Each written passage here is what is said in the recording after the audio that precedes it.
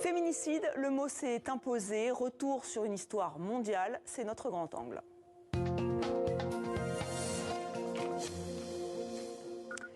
C'est aussi un néologisme, féminicide, et un crime qui remonterait à la nuit des temps, le féminicide, des violences faites aux femmes parce qu'elles sont des femmes. Christelle Taraud, bonsoir. Bonsoir. Vous êtes historienne et féministe, vous avez dirigé cette histoire mondiale des féminicides. Alors je vais montrer cet ouvrage, c'est près de 1000 pages, vous m'avez dit que vous avez mis 4 ans, ça nous emmène dans le monde entier et on remonte aux origines du féminicide, des féminicides, ça remonte jusqu'au Paléolithique. Et avec vous, Sandrine Boucher, bienvenue. Bonjour. Votre sœur a été tuée par son compagnon. Vous avez cofondé l'Union nationale des familles de féminicides et vous témoignez de ce drame dans un livre. Elle le quitte, il la tue. C'est aux éditions de l'Archipel. Alors, Christelle Taraud, c'est un mot récent, je le disais. Cet ouvrage est dense, près de 1000 pages. Est-ce que c'est un ouvrage politique ? Clairement, oui. C'est un ouvrage tout à fait politique puisque l'objectif est de mobiliser... au travers d'un livre inédit, tant sur le plan chronologique, puisque comme vous l'avez rappelé, nous commençons à l'origine de l'humanité, puisque nous commençons lorsque nous étions encore des chasseurs-cueilleurs, et nous allons jusqu'à aujourd'hui dans nos sociétés ultra-contemporaines, et nous travaillons sur 5 continents. Et l'objectif de ce livre, c'est d'être en même temps un ouvrage ouvert sur la recherche de pointe, donc il y a beaucoup de chercheuses et de chercheurs, mais aussi de donner précisément la parole à beaucoup d'autres personnes qui travaillent ensemble pour que le crime de féminicide soit éradiqué. Bien sûr, des activistes, des journalistes, il y a beaucoup d'articles de presse qui sont reproduits dans le livre, des artistes et puis des victimes. Et que lorsque les victimes ont disparu, leurs proches, si elles ne peuvent pas témoigner elles-mêmes. Et bien sûr qu'on se rend compte de l'importance de l'enjeu, parce qu'il y a une urgence, non seulement en France, mais partout dans le monde. Partout dans le monde, oui, c'est vrai que c'est universel, semble-t-il, le féminicide. Sandrine Boucher, votre sœur a été victime, donc elle a été tuée par son compagnon. C'est important de mettre un mot comme féminicide sur ce qui lui est arrivé ? Oui, bien sûr, c'est très important, car quand on va rentrer dans une cour d'assises, on va entendre ce mot, et les jurés vont pouvoir identifier tout de suite le crime. Et pour l'instant, la justice française ne reconnaît pas le féminicide en tant que tel. Tout à fait. On est aujourd'hui sur meurtre sur conjoint. Voilà. Et ça, vous espérez que la justice prenne en compte ce terme féminicide ? Bien sûr. Donc c'est l'un de vos combats. Alors vous l'avez dit, hein, ça dépasse le cadre conjugal. Enfin, vous ne l'avez pas dit, mais vous l'expliquez très bien dans ce livre. En fait, c'est vrai que les féminicides, c'est aussi des féminicides de masse. Oui, en fait, ce qu'il faut comprendre, c'est que le terme féminicide n'indique pas seulement ce qu'on a l'habitude d'avoir en France quand on en parle, c'est-à-dire ce que vous racontez, madame, le meurtre d'une femme parce qu'elle est une femme, par son conjoint ou son ex-conjoint. Mais c'est quelque chose de beaucoup plus large. En fait, c'est une attaque contre tout ce qui constitue les femmes en tant qu'identité et en tant qu'univers. Et ça comprend bien sûr aussi des crimes de masse. Et d'ailleurs, je souligne que le terme lui-même, féminicide, est né dans un contexte de crimes de masse. Au Mexique ? Puisqu'il est né au Mexique, à Ciudad Juárez, lorsqu'au début des années 90, les femmes ont commencé à compter leurs mortes et se sont rendues compte que ces mortes ne se soldaient pas en dizaines ou en centaines de personnes, mais en milliers de personnes, et probablement beaucoup plus en réalité, puisque ces femmes étaient sorties de fosses communes, qui sont des fosses communes sauvages, qu'on retrouve finalement au fur et à mesure des investigations, en général des familles d'ailleurs. Autre exemple de féminicide de masse, on en a beaucoup parlé sur notre antenne, au Canada, avec les femmes autochtones, là aussi longtemps ignorées. Je vais faire juste un petit pas de côté. Là aussi, c'était des femmes autochtones. Souvent, au Mexique, c'était des femmes qui étaient pauvres. Est-ce que cette dimension sociale, elle est importante ? Absolument, elle est même déterminante. Et d'ailleurs, le livre fait beaucoup de place à cette question, en particulier, comme vous le dites, ce qui s'est passé au Canada avec les femmes natives. Mais malheureusement, ça ne concerne pas seulement l'Amérique du Nord. Et oui, effectivement, on est confronté à une situation extrêmement diversifiée, extrêmement large. Mais est-ce qu'on est, pour résumer ma question, est-ce que quand on est plus pauvre ou alors on n'est pas blanche pour dire non, vous n'êtes pas d'accord du tout avec ça? Non, moi je suis pas d'accord. Enfin, en tout cas, je vais parler du sujet que je connais, qui sont les féminicides conjugaux en France. Et en France, on voit très bien le collectif Féminicide par compagnon ou ex, qui décompte depuis 2016 les mortes de féminicide en France, montre bien que ça touche toutes les classes sociales, tous les milieux, tous les âges. Très bien, ça c'est vrai que vous Absolument. le dites pas très bien, c'est une façon de parler, effectivement vous le rappelez et c'est aussi expliqué dans votre ouvrage. On va justement revenir sur ce fait troublant, vous l'avez dit, on remonte vraiment au tout début, hein, vraiment chasseur-cueilleur, c'est des conclusions de la paléontologue Claudine Cohen. Quelles sont ces preuves? Est-ce que déjà il y avait des féminicides? Est-ce que déjà il y avait surtout des différences faites entre les hommes et les femmes?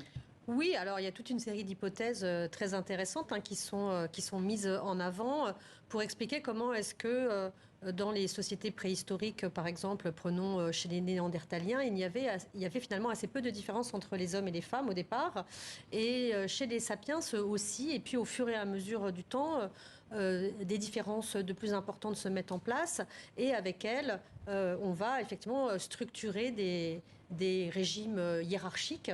Et assez vite, en fait, on s'aperçoit.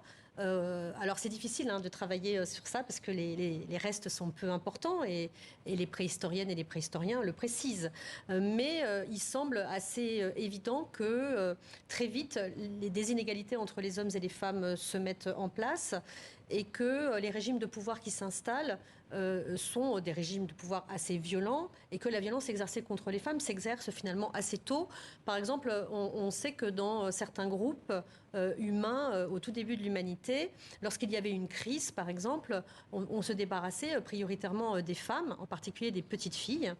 Et puis, une fois la crise passée, eh bien, on avait besoin de femmes à nouveau, donc on allait souvent en chercher chez les autres, par la radia, le rap, perduré, etc. Des années, bien des siècles évidemment. après. Et donc, du coup, ça explique que la violence féminicidaire, elle est probablement aussi vieille que l'histoire de l'humanité. Sandrine Boucher, est-ce que vous en avez conscience? Et c'est vrai que dans ce livre, on explique aussi que c'est le système du patriarcat qui est aussi mis en cause. Est-ce que vous êtes d'accord? Oui, bien sûr, je suis d'accord. On le voit dans les cours de justice qui sont présidées en majorité par des hommes magistrats. Et donc, on a des décisions quand même suffisamment clémente vis-à-vis des hommes violents. Je pense qu'on pourra théoriser des milliers d'années hein, sur ce sujet, tant qu'on n'aura pas vraiment une réelle prise de conscience et une réelle volonté de prendre en charge les hommes violents. Aussi bien d'un point de vue de la peine, il faut que la peine soit bien plus importante, mais surtout d'un point de vue des soins. Et tant qu'on ne soignera pas ces hommes, ça continuera. On sera toujours dans un schéma de répétition. Et voilà, c'est. Mais il y a une prise de conscience aujourd'hui. Alors c'est vrai qu'il y a eu quand même 122 féminicides en 2021 en France, plus 20% en un an, donc en une hausse l'année dernière. Comment vous l'expliquez? Parce qu'on a l'impression, il y a eu le Grenelle, il y a des mesures qui ont été annoncées par Isabelle Rome, la nouvelle ministre déléguée à l'égalité femmes-hommes. Quelle est la priorité? Et la priorité, c'est déjà de mettre en place ce qui a été décidé. Je pense qu'aujourd'hui, nous avons toutes les mesures essentielles à protéger les femmes victimes de violences. Encore faut-il les mettre en application. Et c'est trop lent. C'est trop lent, bien sûr, c'est trop lent. Et il faut aussi que les magistrats se forment, parce qu'on se retrouve avec des décisions vraiment ubuesques d'une femme qui peut être mise sous ordonnance de protection avec un de ses enfants qui était témoin de la scène, et l'autre enfant a un droit de visite et d'hébergement classique pour le père. Donc il faut vraiment mettre l'accent sur la formation, la prévention et la prise en charge des auteurs. Alors on va s'arrêter sur une figure qui est importante dans votre livre, c'est celle de la sorcière. Là aussi, féminicide de masse, et en Europe, 16e, 17e siècle, là, beaucoup de femmes sont tuées sous prétexte qu'elles sont sorcières. En fait, elles sont libres, surtout ces femmes, et elles veulent être libres. C'est ça le problème? En partie, oui. En réalité, c'est un moment très important dans l'histoire de l'Europe. Les chasses aux sorcières, c'est le premier féminicide de masse, et peut-être même le premier génocide en réalité. Peut-être que dans les années à venir, le mot est fort, génocide. Oui, je crois que effectivement, à terme, on se rendra compte de l'ampleur réelle de ce qui s'est passé au XVIIe siècle en Europe et de la violence qui a été dirigée contre les femmes. Et en réalité, quand on commence à travailler sur cette figure, qui n'existe pas d'ailleurs au passage, la sorcière n'existe pas plus que l'hystérique d'ailleurs. Donc c'est des dispositifs de pouvoir qui sont dirigés contre nous dans le but de nous empêcher précisément de vivre la vie que nous voulons vivre. Et c'est très important de préciser ça. C'est que en fait les chasses aux sorcières ont eu vocation dans un premier temps à se à détruire une partie non négligeable de la population féminine européenne et de domestiquer celles qui restaient. Et ça a été un régime de terreur très utile, en fait, pour asseoir de manière extrêmement forte et extrêmement pérenne la domination masculine. Et Sandrine, justement, le témoignage de Sandrine Boucher est important parce que vous racontez dans votre livre que votre sœur voulait quitter son compagnon. Là aussi, c'est une liberté qu'elle voulait prendre. Oui, bien sûr. On se rend compte dans le passage à l'acte que le moment de la séparation ou post-séparation, quand madame reprend les clés de sa vie, ça peut être au moment où elle rencontre un nouveau compagnon ou quand elle retrouve un nouveau travail, au moment où en fait elle reprend sa vie en main, c'est très souvent à ce moment-là qu'il y a le passage à l'acte. C'est un crime de propriétaire. Vous savez, le féminicide, c'est comme ça que le définissent une grande partie des chercheuses qui sont dans ce livre. Mais c'est ce que disent aussi, de manière un petit peu différente parfois, les survivantes ou leurs proches. C'est-à-dire qu'on entend souvent dans les témoignages, c'était sa chose. Mais qu'est-ce que ça veut dire réduire un être humain à l'état d'une chose? La chosification des femmes, c'est une vraie question quand même dans notre société. Une question aussi qui est prise par les artistes. On va voir ça avec Pascal Bourgault dans la chronique Culture. On va regarder un film car le cinéma aussi s'empare de ces sujets. Clara avait 21 ans. C'est pas parce que les médias s'y sont pas intéressés qu'il faut pas s'en occuper. Quand on trouve pas dans les premières semaines, ça devient très difficile. En tout cas, c'est toujours les femmes qu'on fait brûler. À commencer par Jeanne d'Arc et puis toutes les sorcières. Vous trouvez pas ça bizarre, vous, que ce soit majoritairement les hommes qui commettent les crimes et majoritairement les hommes qui sont censés les résoudre? Je sais pas. C'est quoi cette obsession à vouloir cramer les filles? Pourquoi vous êtes tous à fantasmer là-dessus? Vous voulez savoir pourquoi elles avaient tué? Moi je sais, je vais vous dire. Elle se met à vous tourner dans la tête jusqu'à l'obsession. Arrête, ça vous bouffe de l'intérieur. Maintenant! Arrête-toi! Ça vous dévore.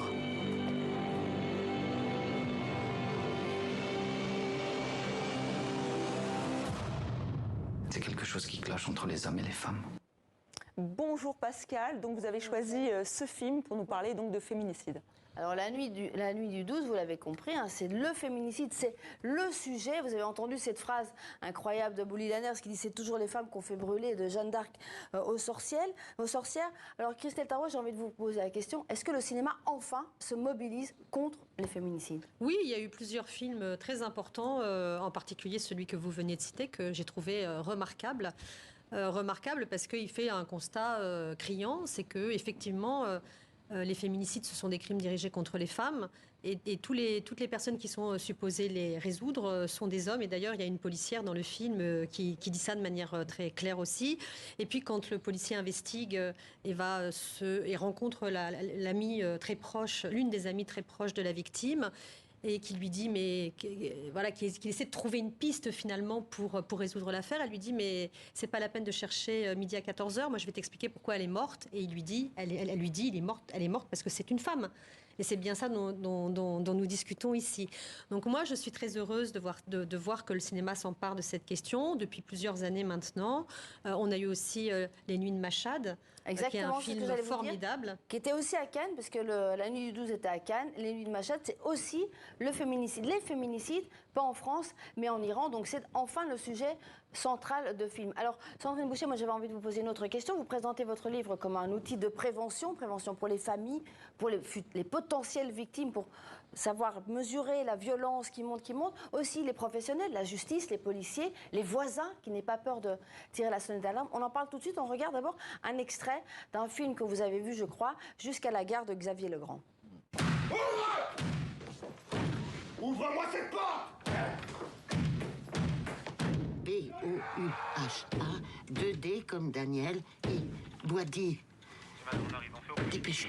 Au revoir. TN 821 pour 71.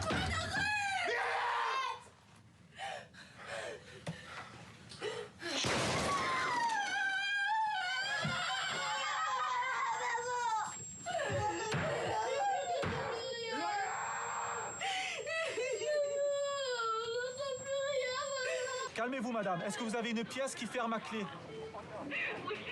D'accord, allez-y avec votre fils et vous enfermez dedans.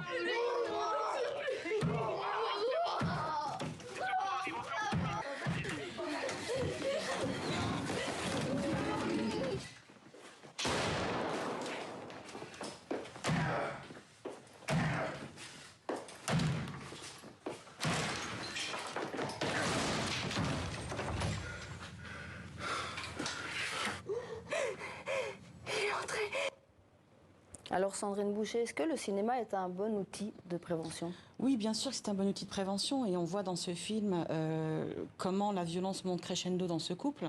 Parce qu'effectivement, si monsieur était violent dès le début, au début de la relation, madame s'en rendrait compte tout de suite et partirait tout de suite. Et elle montre aussi le traumatisme des enfants. Ces enfants vivent le même traumatisme que leur maman. Et ce qui est très important, c'est qu'il faut aussi prendre en charge ces enfants-là parce qu'ils sont les potentiels futurs bourreaux ou futures victimes de demain. Bien sûr. Et tant qu'on ne les prend pas en charge d'un point de vue psychologique, on continuera à mettre ces enfants dans le schéma de répétition. Bien sûr. Alors, on va terminer. Je vais vous passer un extrait d'un... Vous connaissez tous James Bond, Sean Connery, parce qu'évidemment, on a la société reflet, le cinéma est le reflet de la société dans laquelle on vit. Évidemment, il n'y a pas toujours eu des films qui défendent et qui dénoncent les féminicides. Parfois, c'était bien pire. On va écouter cet extrait. Il date de 1987 à la télévision américaine. Écoutez. You think it's good to slap a woman? No, I don't think it's good. You don't think it's bad? I don't think it's that bad. I think that it depends entirely on the circumstances and if it merits it. Yeah. What would merit it? Well, if you have tried everything else, and women are pretty good at this, they can't leave it alone. They don't want to have the last word, and you give them the last word, but they're not happy with the last word. They want to say it again, and get into a really provocative situation. Then I think it's absolutely right. Des propos, des propos qui vous font réagir, Sandrine Boucher. C'était une autre époque, mais quand même. C'est une autre époque, mais on l'entend encore aujourd'hui dans les cours d'assises, où bien évidemment, il faut trouver des défauts à la victime pour donner de la défense à l'auteur. Voilà, pour justifier. C'est madame l'a trompé, madame n'était pas assez gentille, madame ci, madame ça, madame ne faisait pas le ménage correctement. Voilà. Aujourd'hui, on en est encore là. C'était pas d'un autre temps. Alors après le cinéma, là, James Bond sera peut-être une femme. Donc on voit que la société essaye de se racheter. Oui, mais le problème, c'est un peu épiphénoménal. Et en réalité, c'est vraiment très important de regarder de manière assez globale notre histoire culturelle.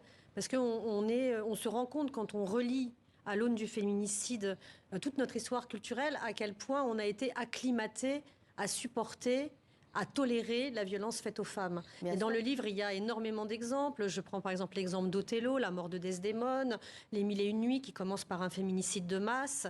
Et en réalité, tout ça n'est pas interrogé. Et ça acclimate chez les hommes le droit à la violence et chez les femmes la nécessaire soumission à cette violence. Et c'est ce rythme, ce cycle qu'il faut absolument rompre aujourd'hui en ayant une prise de conscience, je pense, effectivement très forte de l'ensemble de la société. On est encore dans la romance du crime d'amour, en fait. Voilà, mais on espère qu'on a fait effectivement participer, qu'on a participé à cette prise de conscience. Donc je rappelle le titre de votre ouvrage.